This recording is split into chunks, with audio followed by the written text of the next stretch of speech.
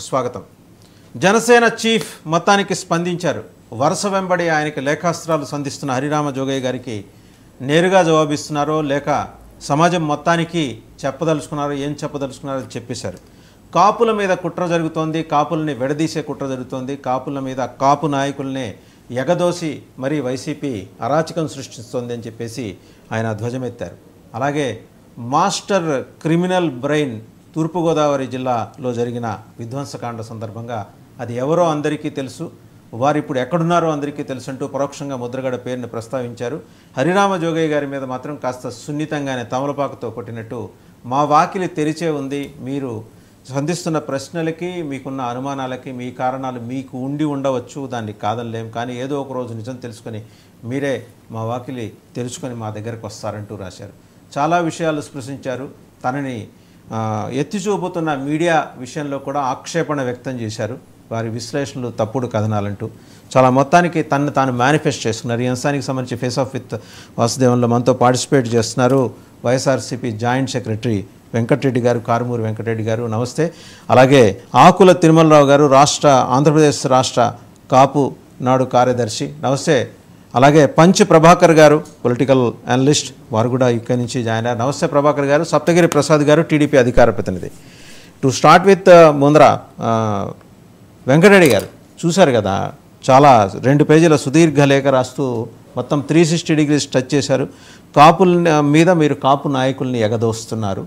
అలాగే ముద్రగడ వెనక ఉన్న శక్తి ఎవరో అనేది కూడా, అంటే పరోక్షంగా ద్వారంపూడి చంద్రశేఖర్ రెడ్డి గారి పేరును ప్రస్తావించారు. సో ఎలా చూస్తున్నారు? ముందుగా వాసుదేవన్ గారు, మీకు 99 టీవీ ప్రేక్షకులకి, ప్యానల్లో ఉన్న అందరికీ నమస్కారాలు. ఇంతకీ కాపు నాయకుడు ఎవరు? పవన్ కళ్యాణ్ కాపు నాయకుడా? మేము కాపు నాయకుడి మీద కాపుల్ని ఎగదోసామని అన్నారు కదా, అంటే పవన్ కళ్యాణ్ జనసేన పార్టీ అనే పార్టీకి అధ్యక్షుడా, లేదంటే కాపుకి సంబంధించినటువంటి ఏమన్నా ఒక ఆర్గనైజేషన్ పెట్టుకొని దానికి ఏమన్నా నాయకుడా? కాదు కదా. మరి ఎవరిని ఎగదోసామో చెప్పాలి.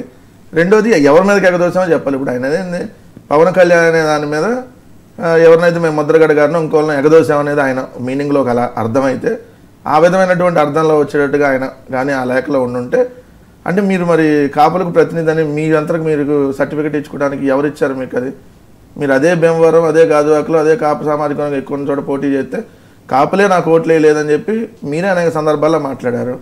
ఇదే కాపులకు సంబంధించినటువంటి రిజర్వేషన్ని మీ దత్త తండ్రి చంద్రబాబు నాయుడు గారు అధికారంలో ఉన్నప్పుడు ఆయన ఏమన్నాడు? ఆయన 2014 ఎన్నికలప్పుడు ఇచ్చిన మేనిఫెస్టో ఏంటి? కాపుల్ని బీసీలోకి జాయిన్ చేస్తా అని.